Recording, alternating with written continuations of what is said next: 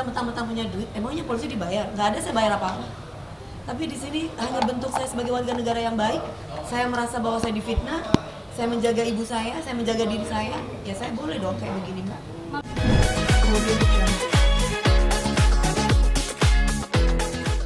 Resmi melaporkan beberapa akun oknum yang melakukan pencemaran nama baik terhadap klien kami, fitnah, dan juga ada beberapa kata yang memang itu tidak benar dan sudah kita laporkan. Kita menggunakan laporan memakai undang-undang IT. Kemudian beberapa saksi yang sudah kita ajukan akan diperiksa lebih lanjut. Hari ini juga ada satu saksi yang sudah diperiksa, ada dua ya? Ada dua juga sudah diperiksa. Kemudian nanti untuk sisa tambahannya akan kita lanjutkan di mungkin dalam waktu minggu ini akan segera kita hadirkan. Oke? Mungkin dari Bang Yudi ada yang mau disampaikan tadi dalam pemeriksaan. Ya selama ini kan udah sabar, Bang Sandi udah nahan-nahan terus gitu. Dan mungkin sekarang sudah ya bukan nggak sabar, saya tetap memaafkan, tapi hukum tetap terus berjalan. Saya tidak akan pelin-pelan. Nih, kata-kata apa sih yang kami betul mengucapkan yang sudah tidak melakukan itu? Nggak bisa diulangi utang. Seperti udah dilihat, pasti teman-teman udah lihat kan. Lihat sendiri aja sudah. Nanti mungkin lebih jelasnya dari pihak kepolisian akan menjelaskan, ada humas. Yang pasti isi dari BAP itu tidak bisa kita sampaikan di sini karena memang sudah tadi disampaikan langsung sama Mbak Dewi kepada pihak penyidik. Untuk saksi Ada berapa akun berarti yang pajak melaporkan? Ya kurang lebih seperti saya sampaikan ada beberapa, 3 sampai kurang lebih. untuk saksi siapa itu dari kami atau Saksi banyak. Dari saya dan juga ada dari beberapa orang yang mau jadi saksi yang kebetulan yang ngetek-ngetekin saya gitu. Mami mungkin dibilang tuding iri dengan Lesti, mungkin tanggapan Mami seperti apa sih? Kan pokok permasalahannya bukan itu kan sayang. Pokok permasalahannya itu adalah masalah KDRT. Saya itu cuma sebagai host. Kenapa cuma saya yang diserang? Host yang lain kok nggak ada yang diserang? Saya tuh diserang membabi buta loh. Saya nggak pernah bilang Lesti hamil duluan loh. Tapi mereka yang baper sama saya. Ada orang yang bilang, hey, mending Lesti punya anak daripada kamu mandul nggak punya anak. Kamu 3 kali cuma cerai aja. Saya bilang sama dia, namanya Riko kalau nggak salah saya di akun itu. Hey Riko, nggak apa-apa, saya itu kan nggak hamil, yang penting saya nggak hamil duluan. Dan saya bercerai karena KDRT. Jadi kan selama ini orang-orang nggak tahu saya bercerai karena apa. Makanya saya senang ketika Lesti itu bisa speak up mengenai KDRT. Karena zamannya saya dulu masih belum ada pasalnya, belum ada undang-undangnya gitu. Kan 2016 baru ada ya Bang Mas Kris. Ya, Bang Sandi gitu. Jadi Adminnya udah ketahuan belum Bang? masih dalam tahap penyelidikan katanya masih. Ya. Oke. Kan harus melalui prosedur dulu. Semuanya ada prosedurnya, bukan kita tidak tahu orangnya di mana katanya, tapi harus melalui prosedur. Sebagai warga negara yang baik, saya harus melaporkan kepada pihak yang berwajib. Kalau misalkan saya asal-asal kucur-kucur datang, kata Bang Sandi, nanti akan salah lagi kalau nggak pakai polisi. Jadi tetap harus pakai polisi, walaupun kita sudah tahu alamatnya di mana, orangnya siapa, dan mengikuti prosedur yang ada sebagai warga negara yang baik. Ada berapa akun Mami yang sampai ke Mami lapor maksudnya? Kadang orang bilang ngapain sih buang waktu gitu, buang tenaga segala macam. Mbak, 21 tahun aku berkarir, aku tidak dengan cara menjual diri, Mbak. Ini ada berapa Tidak akun? dengan cara yang saya juga tidak mau jadi janda, Mbak. Tapi nasib berkata lain. Saya juga kepingin kok nikah sekali seumur hidup saya. Tapi kalau saya ketemu laki-laki yang mukulin saya udah kerja loh, pagi siang malam. Saya merasa menyuarakan hati perempuan aja gitu. Bahwa saya nggak ngomongin Lesti loh ya. Saya ngomongin diri saya dari kemarin, saya bicara tentang diri saya. Cuman kan namanya YouTube, video itu kan apa ya, clickbait namanya ya. Dewi Persik ini Lesti gitu, padahal saya nggak ngomongin dia kayak gitu. Tapi orang daerah itu kan suka yang tiba-tiba bener, kecuali saya nyebut Lesti bla bla bla bla bla, itu lain, itu tuh salah. Tapi hubungan sama Lesti sendiri kemana sih? Gak ada apa-apa. Masalahnya saya itu sama laler-laler kan, akun-akun itu kan sudah saya taruh di Instagram kan, semuanya itu ini, aduh saya dikatain mandul, saya pantas ditinggal laki, orang mandul nggak bisa bikin anak. Kena psikis sendiri kasih. Hah? Saya kena psikis sendiri. Kalau dibilang enggak itu nggak mungkin. Wanita yang diciptakan oleh Allah di dunia ini pasti pengen punya keturunan. Begitupun saya. Saya pernah keguguran dan karena KDRT. Saya tahu bagaimana rasanya itu. Makanya ketika saya menikah dengan yang kedua, saya bilang sama suami saya ketika itu, biarkan waktu itu sembuh supaya saya mau hamil. Jadi saya menjaga diri saya supaya saya nggak hamil. Begitupun, ya.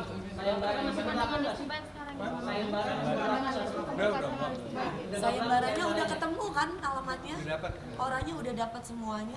Kak, tapi kalau misalnya ada sesuatu nggak yang harus dilakukan untuk bisa mencabut laporan, misalnya kalau orang dia minta maaf itu untuk majuan damai. Sampai sejauh ini belum ada pembicaraan seperti itu, jadi masih tetap proses. Membuka pintu maaf Tapi untuk mami sendiri. Kita lihat Saya nanti. sudah memaafkan, tapi kan hukum terus berjalan. Setidaknya udah cukup. Jangan pernah bilang mentang-mentang punya duit. Jangan pernah bilang kayak begitu. Saya nggak punya duit kok. Saya dapat duit juga kerja. Pagi, siang, malam. Kalau kalian lihat sehari saya bisa 2 jam kerja. Yang lain tidur saya kerja. Jadi kok bisa mentang-mentang punya duit? Emangnya polisi dibayar? Nggak ada saya bayar apa-apa. Tapi di sini hanya bentuk saya sebagai warga negara yang baik. Saya merasa bahwa saya difitnah. Saya menjaga ibu saya menjaga diri saya. Ya saya boleh dong kayak begini, Mbak. Mami sendiri, maminya mami gimana nih? Dengar Mami saya kan tinggal di kampung. Yang mami saya nangis cuman ini dikasih sama teman-teman pengajiannya. Saya cuma bilang sama mami saya akan buktikan bahwa saya bukan germo, saya bukan pelacur, saya bukan balon, saya bukan yang seperti ibu ini bilang. Orang yang ketemu kemarin itu yang dalam laporan ini juga tuh gimana? Yang udah ketemu kemarin? Oh, nanti udah. Oke. Pokoknya katanya Bang Sandi jangan banyak ngomong. Kan teman-teman udah tahu Bang Sandi kayak gimana orangnya. proses selanjutnya Kalau aku sih kepingin ngomong terus. ngomong aja Tapi kata Bang Sandi udah sekarang aku mau kerja. Jadi Bang Sandi aja nanti kan udah tahu kan Buat bayar. reaksi Bang Sandi kayak gimana udah tahu kan. Ya udah seperti itu ceritanya sayang. proses selanjutnya Bang Sandi. Proses selanjutnya aku tuh tidak pelin-pelan. Udah itu aja. Sekali ini udah yang terakhir udah. Saya cukup memaafkan banyak orang. Tapi ini bukan berarti saya jahat. Tapi ini yang terbaik sepertinya untuk Berapa pertanyaan tadi, Mas? Berapa pertanyaan? Ada sekitar 23. 23 pertanyaan. 23 pertanyaan loh Mbak. Saya subuh tadi jam 5 berangkat ke Trans TV. Sampai sekarang saya belum tidur, baru pulang dari Semarang kemarin acara Pak Ganjar. Sampai sekarang saya mau kerja lagi, mau ngejuri. Harusnya ini ada syuting CLBK, saya libur. Karena siapa? Yuk, oke. Mami tanggapan dong soal Nikita Mirzani gimana?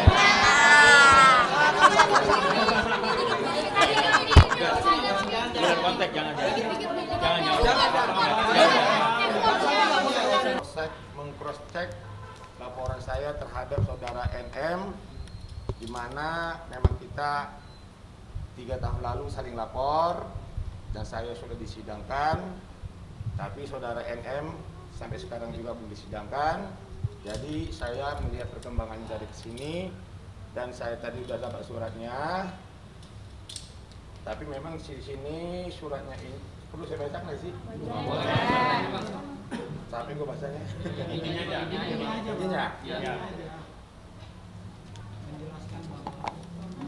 Ya.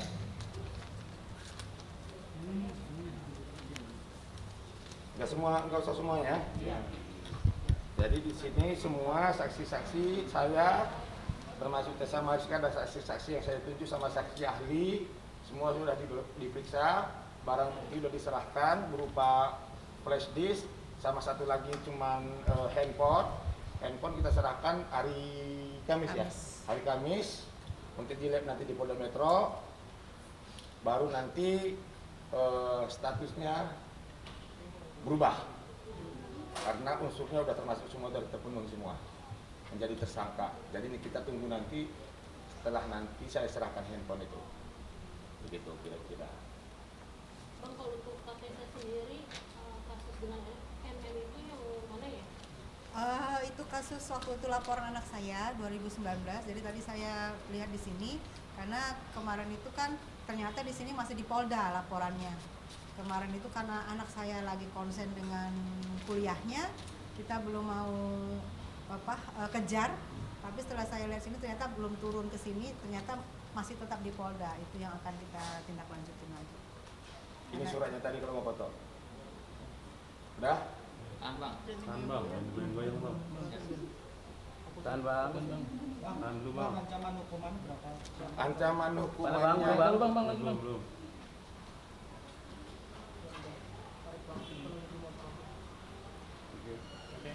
Oke, kalau masalah pasalnya memang kita sama-sama pasal 27 ayat 3 ya. Ancamannya itu di 4 tahun. Tapi di sini saya lihat saudara NM sangat-sangat tidak kooperatif. Di dalam laporan saya ini, penyidik sudah memanggil dia selama 3 kali, datang baru sekali. Barang bukti handphone yang digunakan sama dia pun dia tidak mau menyerahkan barang buktinya. Sedangkan saya handphone atau Instagram yang saya gunakan waktu itu jadi minta sama penyidik Polda Metro, langsung saya serahkan. Nah begitu. Nah saya juga di sini komplain, semoga Bapak Kejari mana?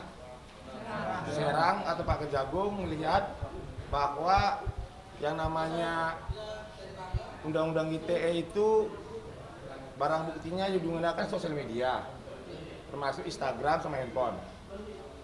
Itu harus diambil, nggak boleh digunakan lagi sampai benar-benar putusan inkrah. Karena handphone saya udah setahun lebih ditahan sama Instagram saya.